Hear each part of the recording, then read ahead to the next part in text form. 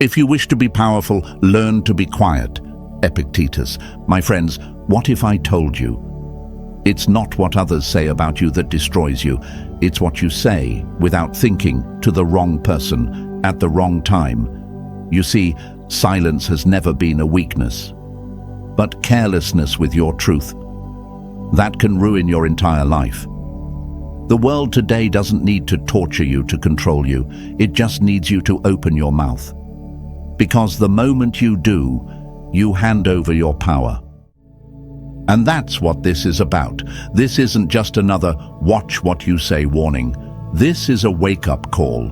One wrong word, one little truth spoken to the wrong person can become the very rope they use to hang your reputation, your future, even your freedom. Before we go deeper, hit that like button, subscribe, and stay locked in. Because I promise you, what you learn in the next few minutes might just protect everything you've worked for. Hey folks, imagine this. You're walking through a jungle. Every word you speak leaves behind a trail of glowing breadcrumbs. Now, not everyone's going to follow them, but somewhere out there, there's someone hungry, someone quiet, watching, picking up those crumbs and smiling. Because while you thought you were just being real, they saw a map to your habits, your fears, your intentions, your next move. And they're not going to confront you. No, that would be too obvious. They're going to wait. Watch. Use what you said when it benefits them most. Let's break the biggest lie we've been sold. That honesty means saying everything. No, that's not honesty. That's exposure. There's a difference. Honesty without wisdom is self-destruction. The Stoics knew this. They didn't believe in being fake. They believed in being measured. Seneca once said, "Speech is silver, silence is golden." And folks, these days, silence isn't just gold, it's armor. Think about how many people you've met who seemed friendly, curious, warm. You talk, you share, maybe you vent a little. But later you find out, they used what you said to twist the story, to hurt you, or worse, to turn others against you. And here's the twist. They didn't lie. You told the truth. You just told it to the wrong person. That's the danger. Not in what's false, but in what's unguarded. We live in a world where every conversation can be recorded. Every joke can be misinterpreted. Every detail you casually drop can be taken out of context, spun, and weaponized. And while you're out here thinking you're just keeping it real, someone else is keeping receipts. But here's the good news. You don't have to give them anything to work with. You don't have to announce your wounds. You don't have to explain your every move. The most powerful people today, they move like shadows. They speak only when it strengthens their position. They understand what the weak haven't figured out yet. Your silence is your strongest language. It's okay to keep things to yourself. It's okay to not share your goals, your pain, your plans, your next step, your fears. That doesn't make you closed off. That makes you wise, because there are truths that heal when spoken. And there are truths that only live safely in your own soul. If you speak them too soon, to the wrong ears, they can break you before you even get a chance to rise. My friends, in a world that profits from your voice, your silence is an act of rebellion. It's an act of self-respect. So from here on out, I want you to protect what's sacred, your thoughts, your vision, your story. Say it with me in the comments. Silence is strength. Type it. Declare it. Remind yourself of it. And if this message opened your eyes, even a little, then press that like button, subscribe, and stay with me. Because next, we're diving into the exact truths you must never speak if you want to protect your power and your peace. Let's begin. Number 1. Never reveal what truly hurts you. You must become the master of your own pain, or someone else will use it to master you. There's a reason the most dangerous predators hunt the wounded. Not because the wounded are weak, but because they're exposed. And in life, it's no different. The moment you reveal what truly hurts you, you hand over the keys to your emotional vault. You tell the world, here's where to aim if you ever want to see me break. Let me paint you a picture. Imagine walking through a battlefield with your chest open, your heart beating in full view. Every beat, every tremble visible. That's what it's like when you tell someone what hurts you, what breaks you, what still haunts your nights. Most people, sure, they'll offer sympathy, but not everyone. Some will smile with their mouth and study you with their eyes, not because they care, but because they're calculating. And maybe you've felt it. That sinking feeling, weeks or months later, when someone throws your own pain back in your face, not as comfort, but as control. They say something subtle. They press where you said it hurt. Not enough to destroy you, just enough to watch you flinch. And in that moment, they know they own a part of you. It always starts innocently, doesn't it? You're venting to a coworker. You're opening up to someone new. You're trying to be real. And suddenly, you're knee-deep in stories about your childhood, your biggest fear, your deepest regret. And you tell yourself, it's good to be vulnerable. It's healing. But my friends, not all healing begins with exposure. Sometimes it begins with protection. We've been taught a lie that if you keep things to yourself, you're emotionally closed off, that sharing is strength, that if you don't open up, you're broken. Let's break that lie right now. Stoicism teaches us this. Your strength isn't in what you reveal, it's in what you protect. Marcus Aurelius himself lived through war, betrayal, and death. But did he cry to the crowd? Did he broadcast his wounds to the empire? No. He wrote privately. He processed in stillness. He understood something we've forgotten. Your pain is sacred, and sacred things don't belong in public hands. But maybe you're asking, why is it so hard then? Why do I feel the need to talk about it? Because we crave connection. We crave being understood. And sometimes we just want someone to say, I get it. But here's the danger. When that craving becomes stronger than our caution, we become vulnerable to the wrong people. You don't owe your pain to strangers. You don't owe your story to people who haven't earned the right to carry it with care. Now let's be clear. This doesn't mean you should never speak your truth. It means you must be wise about when, where, and with whom. Because your pain isn't weakness, but handing it to someone who hasn't proven they're safe. That's a risk you can't afford. You are not cold for keeping things to yourself. You are not distant for healing in silence. You are not broken for building walls. You are guarded. You are disciplined. You are wise. The world doesn't need another oversharer. It needs more protectors, more quiet warriors, more people who choose their words like they choose their battles, with intention. Because when you keep your pain sacred, you rob the world of the chance to weaponize it, and you return the power back to where it belongs, in your hands, not theirs. So write this in the comments if you're ready to reclaim your strength. My pain is sacred. Show them. Show yourself. Show the world around you that silence isn't hiding, it's healing. And stay close, because next, we're diving into something even deeper. The one thing most people give away without even realizing it, and it costs them everything. Number 2, never disclose your next move. A wise man speaks because he has something to say. A fool speaks because he has to say something. My friends, you don't owe the world a map to your next destination. And yet, so many walk around broadcasting their every step, thinking it's harmless, thinking it builds connection, thinking it inspires others. But here's the brutal truth. Every time you announce your next move, you hand over the element of surprise. You make yourself predictable, And in a world where most people won't cheer for you, they'll quietly compete with you, that predictability becomes a target on your back. Let's say you're working on something big, a project, a goal, a transformation, and in your excitement, you start talking. Maybe it's a new business. Maybe it's that you're moving cities, leaving a toxic relationship, applying for that dream role. And people smile, they nod, they say things like, "That's amazing, good for you."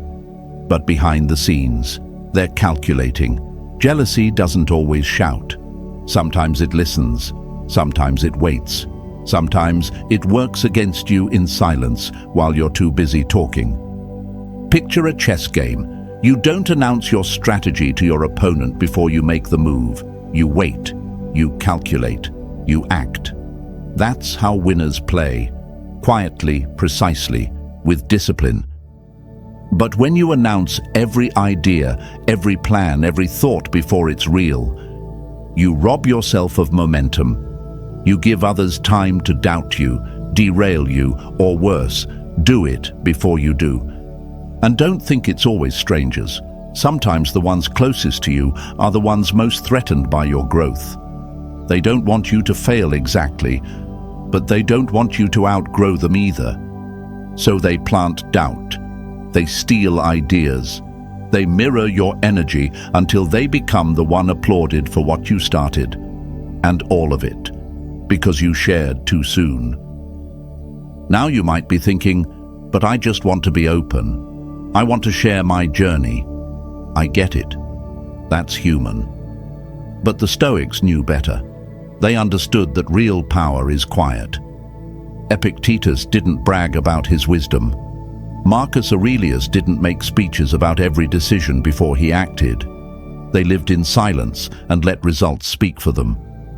And that's your challenge, to resist the urge to narrate every chapter before it's written, to build in silence, to execute without applause.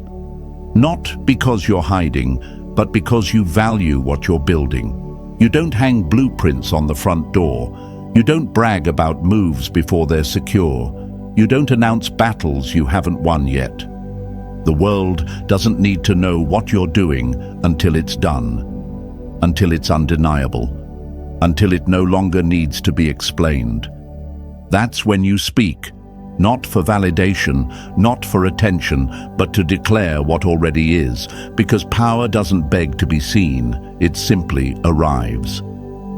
So next time you're tempted to say, "I'm working on something," remind yourself that silence builds pressure, and pressure builds diamonds. Let your silence make them curious. Let your results make them speechless. Write this in the comments if you're done giving away your strategy to people who haven't earned your trust. I move in silence. Type it out. Affirm it. Let the world wonder. You're not here to talk about your next level. You're here to reach it. Stay with me, because what we're about to expose next is the one form of power that becomes your greatest liability when you speak it out loud. Number 3. Never share how much you know. He who knows does not speak. He who speaks does not know. Let's get something straight, my friends. What you know is your advantage. The moment you speak on it unnecessarily, you dilute it. In a world addicted to attention, silence is not just rare, it's powerful. But knowledge, when flaunted, doesn't make you seem wise. It makes you a target, a challenge, a threat. And threats don't always get confronted directly. Sometimes they get eliminated quietly. Think about this.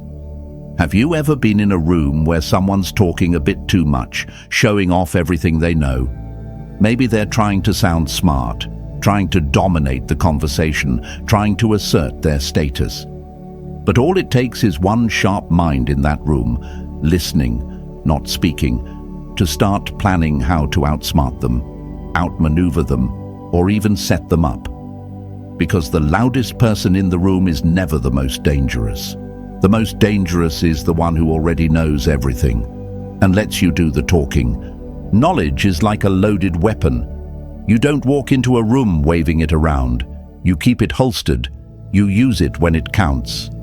And when you really understand something deeply, you don't feel the need to prove it. You live it. You apply it. You let the results speak. But when you announce everything you know, trying to impress people or establish dominance, you shift the energy in the room. You turn allies into rivals. You attract sabotage. You create silent enemies who now feel they need to knock you down a few pegs. And maybe you don't even mean to. You're not bragging, you're just talking.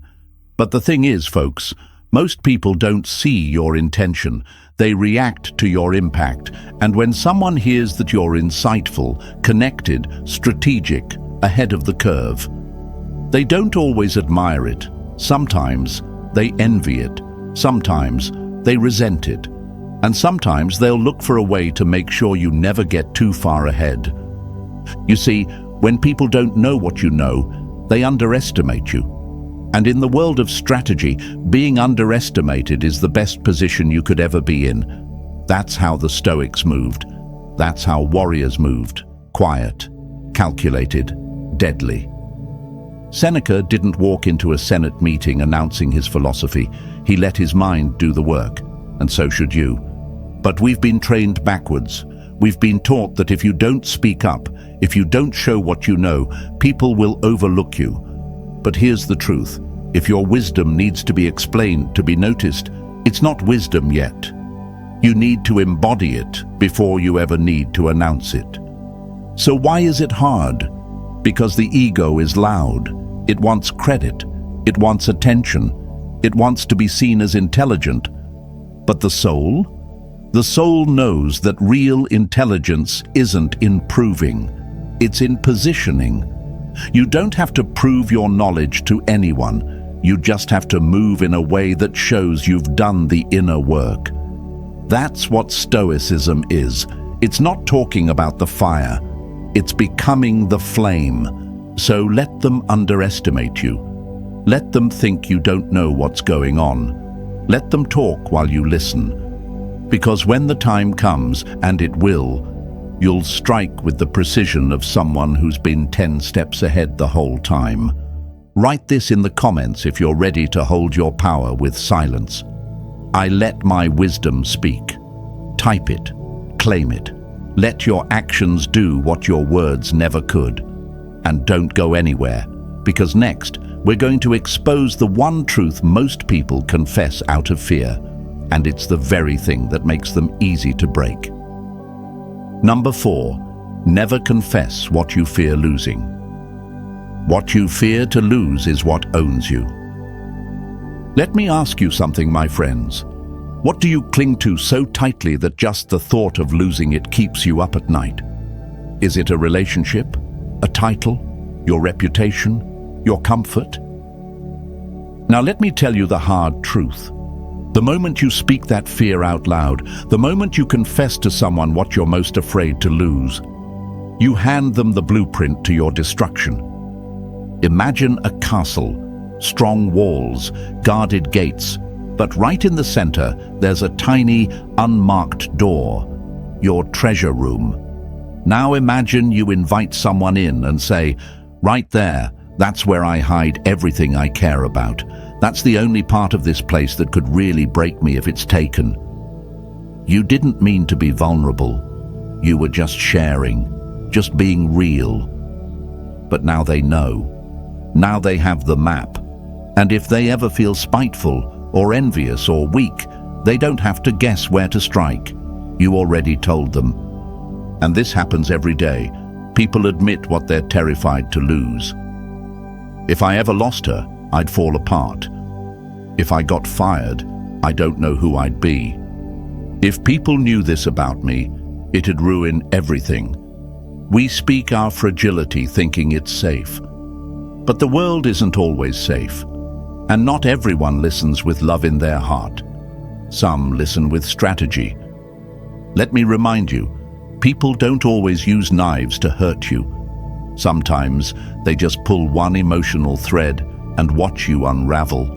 And what's worse, they don't even have to touch you.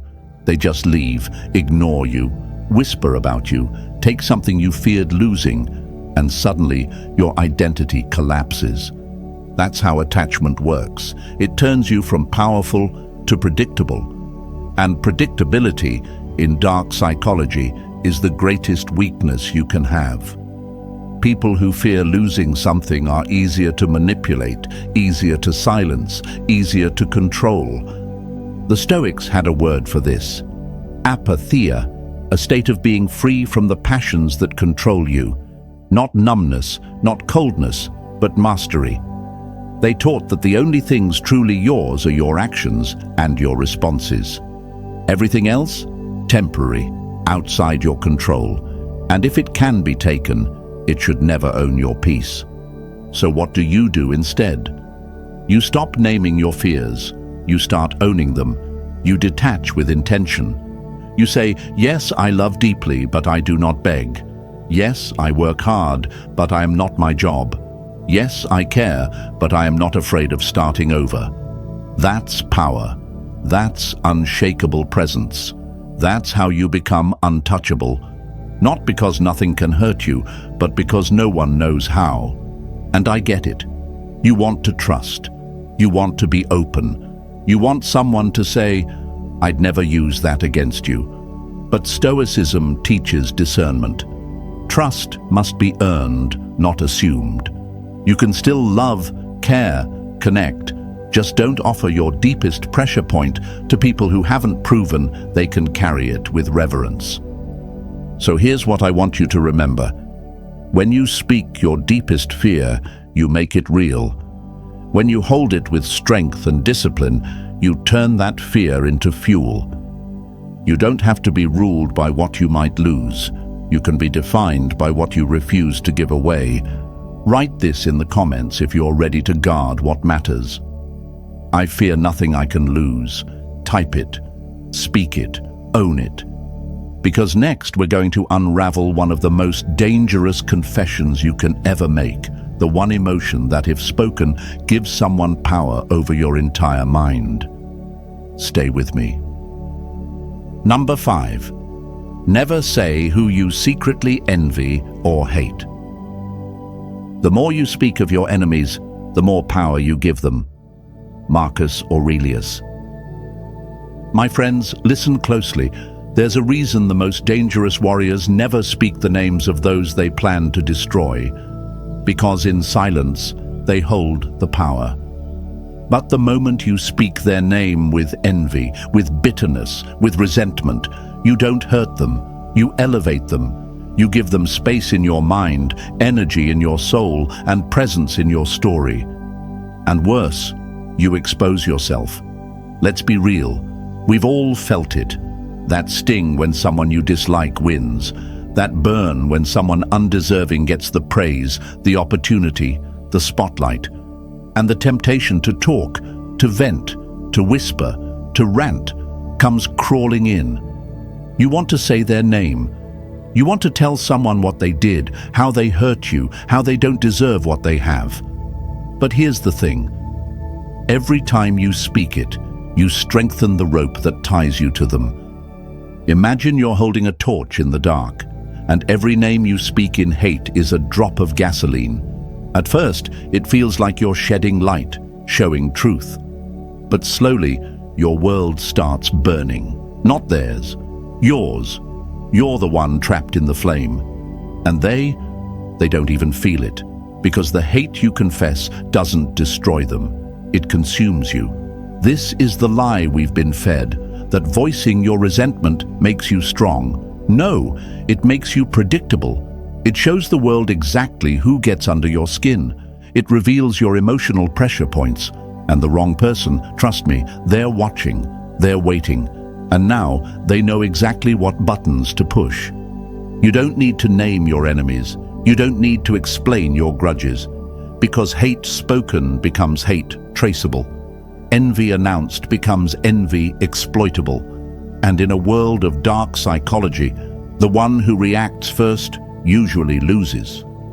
The Stoics knew this. They were masters of control, not just over their actions, but over their emotions. Epictetus once said, "Who is invincible?" He who cannot be upset by anything outside his control. That includes people. That includes your rivals. That includes the ones who wronged you and walked away smiling. You see, when you speak of those you hate, you bring them into your present. You give them a seat at your table, a shadow in your room. But when you go silent, you starve their influence. You cut the cord. You leave them wondering if they ever mattered at all. And don't get it twisted, this isn't about bottling up emotion. It's about redirecting it. Let that envy become fuel. Let that hate become hunger. Not for revenge, but for growth, for greatness, for the kind of transformation that doesn't need to be announced. Because nothing tortures the people who doubted you more than your silence and your success. So if there's someone you can't stand, someone who wronged you, someone who keeps getting what you deserve, don't say a word. Let your focus be your response. Let your results be your payback. Let your rise be so undeniable they choke on their own arrogance. And do it without ever saying their name. Type this in the comments if you're done giving energy to people who don't deserve your mind. I don't speak their name. Say it like you mean it. Declare it. Because next, we go deeper. We're about to uncover the silent art of emotional self-defense. How the quietest person in the room always wins. And there it is, my friends, the truth they never wanted you to realize. In a world that thrives on your exposure, your silence becomes your greatest weapon. So protect your power. Speak less. Move smarter. If this opened your eyes, like, subscribe, and share it with someone who needs this shield.